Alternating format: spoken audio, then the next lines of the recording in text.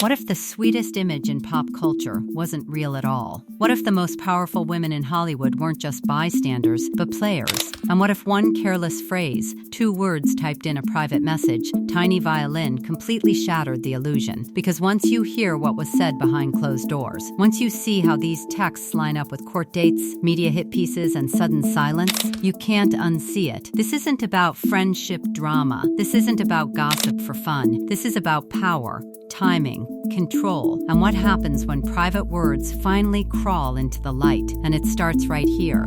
From the very first second, the question isn't if something went wrong, it's how bad it really was. A friendship collapse, courtrooms whispering names, and suddenly, Taylor Swift, the most protected brand in modern music, is being mentioned in the same breath as legal fallout. Why did Taylor Swift and Blake Lively actually break up? And will she be a hostile witness?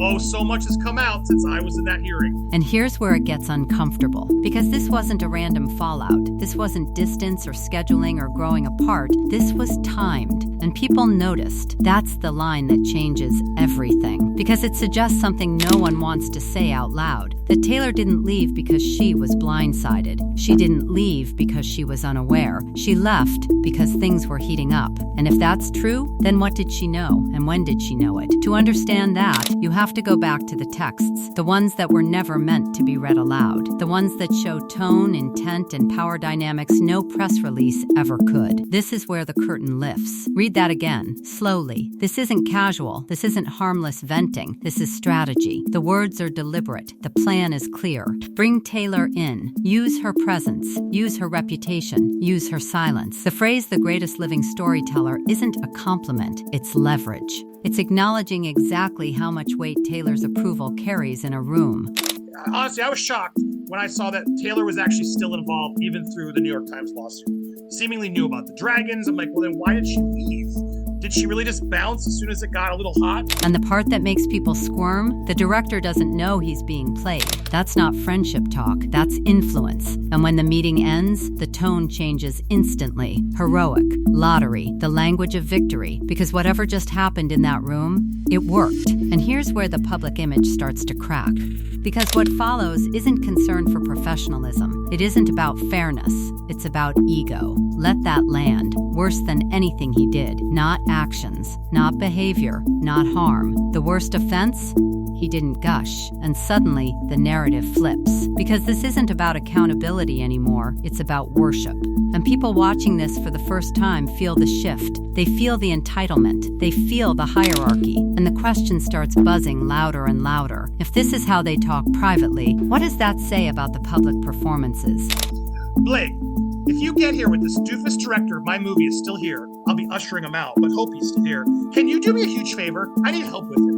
Can you tell him you're excited for the movie, that you read the book, but that you're freaking out over is the pages I sent you? What a magnetic scene it is, or whatever descriptives you feel comfortable with. I'll send you the scene. You don't have to read it, of course. It's a quick read. He's a clown and thinks he's a writer now and got this rewrite and told me he appreciates my passion. That's it.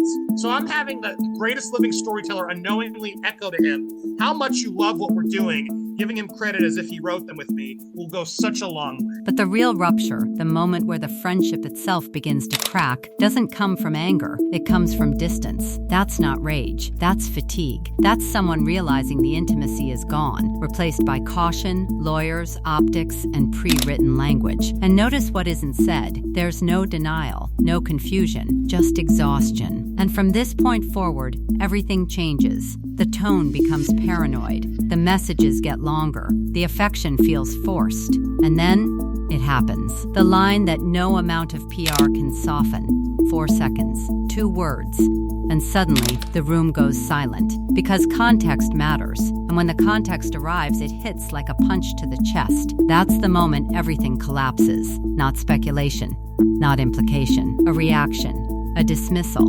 A joke aimed at trauma. And once people hear this, they don't argue timelines anymore. They don't debate intent. They ask one thing: who is this really for? Because it doesn't sound like compassion.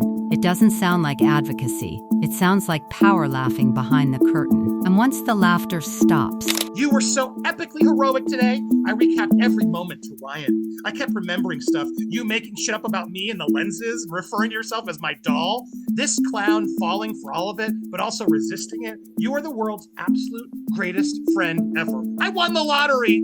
once the texts stop, once the silence begins, people start asking the question no one wants to answer. Why did Taylor disappear right then? And here's where the story doesn't just turn dark, it turns strategic.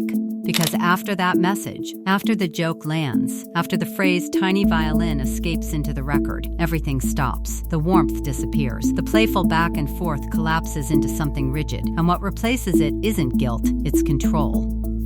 Texts become longer, language becomes careful, tone becomes defensive, not the voice of someone confused, but the voice of someone bracing for impact. This is where whispers of lawyers enter the room. This is where phones stop feeling safe. This is where people start writing messages as if they're already being read aloud. And the shift is unmistakable. The paranoia isn't subtle, it's spelled out. Digital messages are no longer conversations, they're documents. Every sentence padded, every emotion wrapped in disclaimers. Every apology hedged with self-protection. The fact that he didn't gush over Taylor Swift. "Oh my God, you're Taylor Swift!" Is the worst thing that happened. Worse than anything he did to her. Did you guys see that?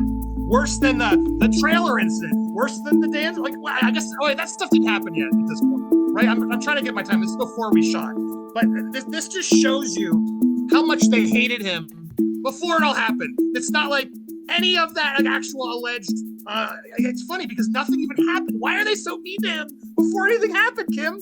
The timeline's so messed, but that's the worst thing that happened to her is the fact that he didn't gush over Taylor Swift. I want to point that out. Let's keep going. And once you hear it, you can't unhear it. Because this isn't about friendship anymore. This is about exposure. The energy isn't "I'm sorry," it's "please understand why I did this." And that's the moment audiences realize something crucial. The public story and the private story no longer match at all. And then the timeline starts talking. Articles surface, headlines flicker, courtrooms hum, and suddenly a name that had gone quiet starts appearing again. Not in praise, not in applause, but in legal speculation.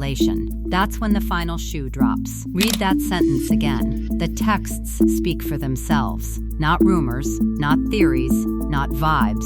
The texts. Because once private words exist, silence becomes suspicious. And here's where everything snaps into focus.